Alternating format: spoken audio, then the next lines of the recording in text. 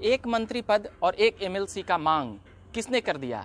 जी हाँ, जीतन राम मांझी ने एक डिमांड कर दिया है एनडीए के सामने कि हमें एक मंत्री पद और एक एमएलसी का पद हमें चाहिए।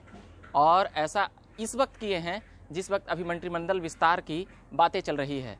वहीं जदयू के नेता अपने बीजेपी के ऊपर संबंध उतने बेहतर नहीं हैं इस वक्त, वो बातें एक अलग है। मगर जीतन राम मांझी फिर से वही तल्ख तेवर में आ चुके हैं और मीडिया में बयान भी दिए हैं कि हमें मंत्री पद और एमएलसी पद चाहिए। वह भी जान रहे हैं कि अभी नीतीश कुमार दबाव में हैं और एनडीए को बहुमत हमारे बगैर नहीं आएगा। 122 सीटों के आंकड़ा को लेकर मांझी अस्वस्थ हैं कि अगर हम हट जाते हैं तो फिर 122 पुराना मुश्किल हो जाएगा और सन ऑफ मल्लाह भी अलग अलाप सकते हैं बीजेपी और जदयू के अलावे।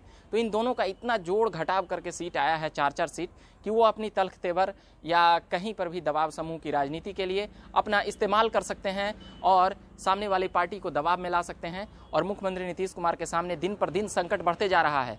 वही पुराना दोस्त जीतन राम मांझी जिनको वो मुख्यमंत्री बनाए थे, एक बार वही एक समय कह सकते हैं कि मुख्यमंत्री नीतीश को पटकनी देने के लिए काफ़ी आगे निकल गए थे। इस बार भी लगभग वही तेवर में हैं जीतन राम मांझी, मगर अभी उतना सियासी बयान नहीं दे रहे हैं, इसलिए कि जान रहे हैं कि सामने वाली पार्टी से भी एक ऑफर आया है उप मुख्यमंत्री का।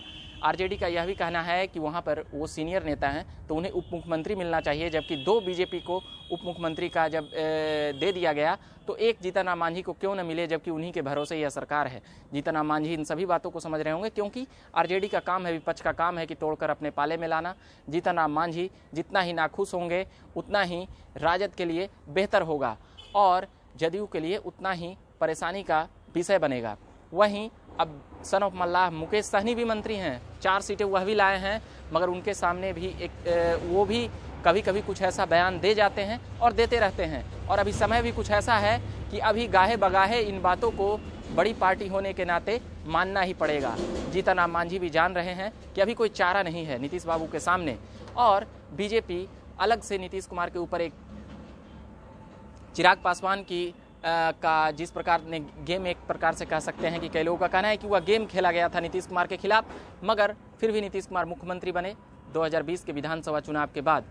तो अब चिराग पासवान भी एक फैक्टर है, वह सेंट्रल में मंत्री बनते हैं या नहीं बनते हैं। नीतीश कुमार को नाखुश करने का अभी सारे तरह से माहौल चल रहा है। नीतीश कुमार भी अब जनता में ज़्यादा घुलने मिलने लगे हैं। यह भी एक कारण देखने के लिए मिला कि नीतीश कुमार को भी अब यह समझ आ रहा है कि हमारा ज़मीन अब खिसक चुका है, इसलिए वो कहीं ना कहीं अब यही बात जीतन राम मांझी हो या मुकेश सहनी हो या बीजेपी हो या फिर कोई भी नेता नीतीश कुमार को ज़्यादा इसलिए घेर रहे हैं क्योंकि अभी नीतीश कुमार के सामने संकट ज़्यादा है। और नीतीश कुमार के सामने यह भी कहा जाता है नीतीश कुमार के लिए कि वह ज़्यादा दबाव की राजनीति नहीं सहते हैं, बर्दाश्त करते हैं, वह फैसला ले लेते हैं। मगर अब देखना है कि यह एक मंत्री पद जीतन राम मांझी को मिलता है, एक एमएलसी पद मिलता है या नहीं। 2 चीज़ों का डिमांड है। उनके पुत्र मंत्री हैं अभी बिहार सरकार में, एक वीआईपी पार्टी से भी मंत्री हैं और बाकी जदयू और बीजेपी के भी मंत्री हैं। 1 सप्ताह बाद मंत्रिमंडल विस्तार होना है। जीतन राम मांझी अपने अलग पैतरे चल चुके हैं। अब देखना है कि इस पर क्या होता है। अभी के लिए फिलहाल हम इतना ही कहेंगे। झकास भारत से मैं रविकांत, धन्यवाद।